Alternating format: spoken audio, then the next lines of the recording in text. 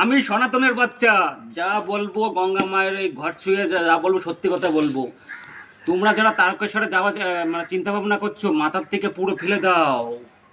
যারা নিমা তির্থির থেকে জল নিয়ে তখন রাত দিন 24 ঘন্টা তোমরা পরিশ্রম করে তারকেশ্বরে বাবার দরবারে পৌঁছাচ্ছ, তখন তোমাদের 100 টাকা কিন্তু পকেট থেকে বার করতে হবে। আর যদি বার করতে না পারো, তাহলে তোমরা এদিক ওদিক করলে পুলিশের ধাক্কা খেয়ে বাইরে বেরিয়ে যেতে হবে। এই জন্য আমি বলছি, ওই যে মন্দিরে যে মন্দির এত টাকা কি হবে, ওই যে 100 টাকা করে দান দিচ্ছে, যে অত টাকা হয়েছে, কত টাকা মন্দিরে তো কোনো কাজে লাগে না। ওই টাকাটা যদি স্কুলে বা হসপিটালে যদি গরিবদের দান করে, তাহলে তো গরিবরা বাঁচতে পারে। সব হলো দুর্নীতি হচ্ছে। তার ভিডিওটা আমি না বানিয়ে পারলাম না, আমি নিজের চোখে দেখা, আমি গেছি তারকেশ্বরে, তার প্রমাণ।